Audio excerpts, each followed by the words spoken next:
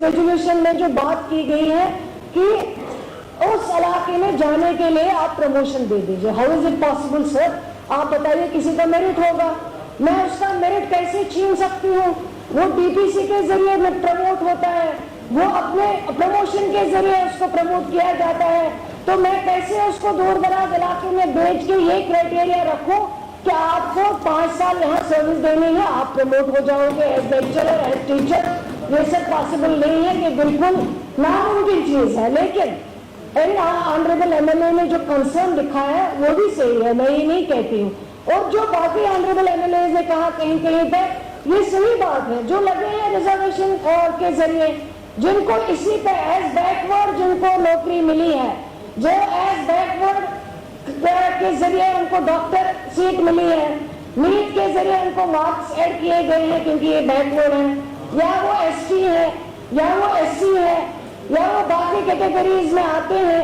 उनको इस बुनियाद पे सीट दी जाती है ताकि ये इन दूर दराज इलाकों में लोगों की खिदमत करें। और एक मेरिटोरियस बच्चा जो रात भर मेहनत करता है, जो दिन भर मेहनत करता है, जो मर जाता है मेहनत कर करके, उसका और इसका कोई मुकाबला नहीं हो पाता। वहाँ 200 के करीब पे सीट मिल जाती है, यहाँ 650 पे भी बच्चा ड्रॉप हो जाता है। ये जाती नहीं होगी तो क्या होगी? और अगर फिर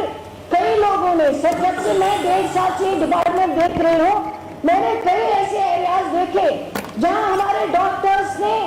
पोस्ट अलॉन्ग विद पोस्ट अपनी ट्रांसफर वापस करवाई श्रीनगर में। जो पोस्ट वहां पे था एज बैकवर्ड के जरिए वो डॉक्टर बना, लेकिन उसके बाद उसने अलॉन्ग विद पोस्ट अपनी ट्रांसफर श्रीनगर करवाई। इसी तरह एजुकेशन डिपार्टमेंट में कई मिसालें हैं। रेजोल्यूशन का सवाल है, मैं समझती हूँ ये हमारा भी कंसर्न है, हम सबका कंसर्न है कि दूर दराज इलाकों में हेल्थ फैसिलिटी और एजुकेशन फैसिलिटी सबसे ज्यादा हो, क्योंकि दूर दराज इलाके में न तो आपके पास जीएमसी है, न तो आपके पास शेर कश्मीर मेडिकल इंस्टीट्यूट जैसी फैसिलिटी है, न तो आपके पास एमआरआई है, न तो आपके पास टी स्कैन है। हम चाहते हैं कि हमारी सरकार ने पिछले इस 1 बरस में कोशिश की कि उन एरियाज में डोर स्टेप्स पे कम से कम हेल्थ फैसिलिटीज को ज्यादा से ज्यादा तवज्जो दी जाए। इसी तरह एजुकेशन सेक्टर में मैं समझती हूँ कि जो हमारे ऑनरेबल मेंबर्स दूर दराज इलाकों से है, चाहे वो टंगदार हो, चाहे वो बाकी पाउडर हो, कश्तवाड़ हो, या और सारे एरियाज हो जहाँ पे टीचर अवेलेबल होना, मास्टर अवेलेबल होना, प्रिंसिपल अवेलेबल होना, स्कूल में हर फैसिलिटी अवेलेबल होना, प्लेग्राउंड अवेलेबल होना, लाइब्रेरी अवेलेबल होना, ये हर इंसान चाहता है कि मेरा इलाका जो है उसमें हर एक फैसिलिटी अवेलेबल हो। सर, पिछले 1.5 साल से इस सरकार ने जो जो कदम उठाए हैं, चाहे वो हेल्थ सेक्टर को बेहतर करने के लिए, चाहे वो एजुकेशन सेक्टर को बेहतर करने के लिए, सर ये भी सही है कि हमने जीरो से स्टार्ट किया है, इसमें कोई दो राय नहीं है, क्योंकि पिछले 8-10 वर्षों में ये डिपार्टमेंट सबसे ज्यादा इग्नोर्ड हुए हैं। चाहे वो एजुकेशन डिपार्टमेंट हो, न तो कोई ट्रांसफर पॉलिसी पे कुछ काम हुआ था, हेल्थ सेक्टर में इक्विपमेंट्स पे काम नहीं हुआ था, डॉक्टर्स हमारे पास नहीं है, वैकेंसीज बहुत ज्यादा है। सारे ऑनरेबल एमएलएज इसका जिक्र करते हैं अक्सर बेशतर, लेकिन सर मैं जानती हूँ किस तरह से हमें रैशनलाइजेशन कर करके स्कूलों को किस तरह चलाना पड़ता है, हायर सेकेंडरीज को किस तरह चलाना पड़ता है, कॉलेज को किस तरह चलाना पड़ता है, क्योंकि उसके वजूहत ये हैं, एक तो पिछले 8-9 वर्षों में कोई रिक्रूटमेंट हुई नहीं। अगर इस बार हमने प्रमोशन से स्टार्ट किया है, चाहे वो लेक्चरर्स की प्रमोशन हो, चाहे वो मास्टर्स की प्रमोशन हो, चाहे वो बाकी चीजें हैं, वो हमने इस 1-1.5 बरस में करने की कोशिश की। चाहे 500 डॉक्टर्स लगाने की बात हो, चाहे रिक्रूटमेंट बोर्ड्स को पोस्ट रेफर करने की बात हो। यहाँ पे कई साथियों ने कहा है कि मेडिकल एजुकेशन में पैरामेडिकल स्टाफ की बहुत कमी है, हमारे पास कोई फार्मासिस्ट नहीं है जो वहाँ इंजेक्शन लगाए, जो वहाँ पे इमीडिएट फर्स्ट एड दे सके। सर मैं मानती हूँ ये सही बात है, कई एरियाज ऐसे भी हैं जहाँ बहुत कमी है, लेकिन ये भी नहीं है कि फिर फार्मासिस्ट भी ना हो, डॉक्टर भी अवेलेबल ना हो,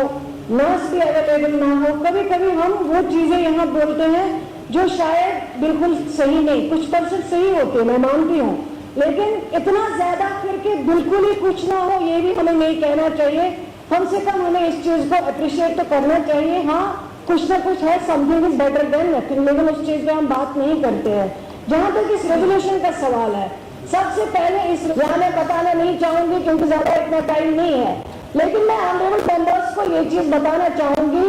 कि रिजर्वेशन के जरिए जो लगे हैं उनको वहां पे काम करना चाहिए, और जो मेरिट पे लोग लगे हैं, जैसे अभी इस बजट सेशन में आपको सब याद है,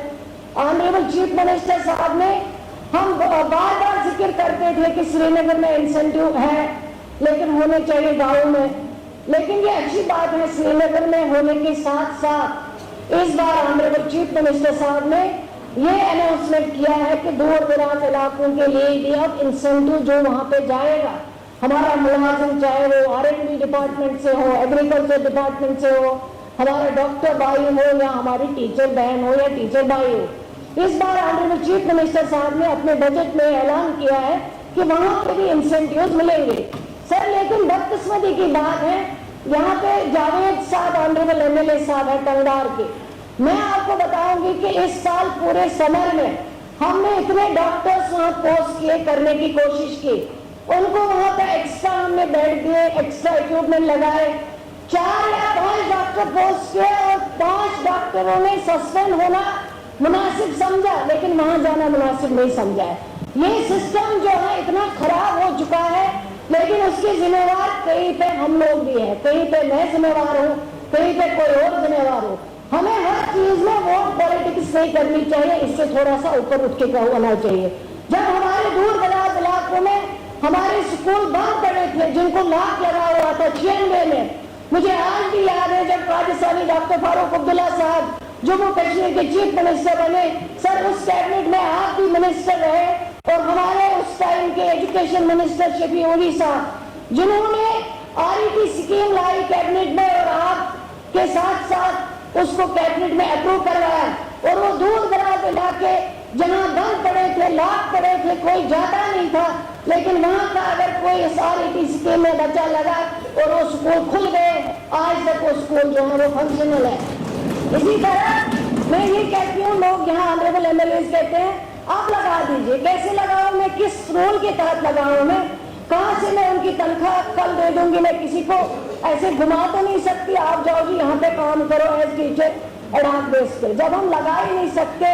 जब हमें रूल अलाउ ही नहीं करता है, तो मैं किस खाते से लगाऊं। रूल और रेगुलेशंस का देखना बहुत जरूरी है, ऐसे आनंद फानंद में हम कोई चीज नहीं कर सकते। जब यहाँ बात आती है अपग्रेडेशन की, हर एक ऑनरेबल MLA, मैं भी एक MLA हूँ पहले,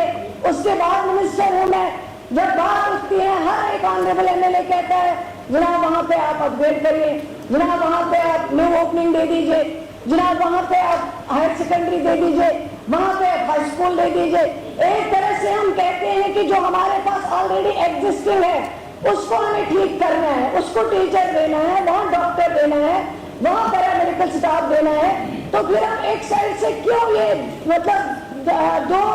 दो साइड से हम क्यों काम करते हैं? एक साइड से हम कहते हैं ठीक करेंगे, दूसरे साइड से कहते हैं अपग्रेड करेंगे। अब सर ये तो नहीं हो सकता कि आपका टीचर नहीं है और आप जाएंगे रिबन काट के स्कूल को अपग्रेड करेंगे, ये पॉसिबल नहीं है। इसलिए मेहरबानी करके मेरी गुजारिश है कि आप ये रेजोल्यूशन जो आपने लाया है इसको वापस ले लीजिए।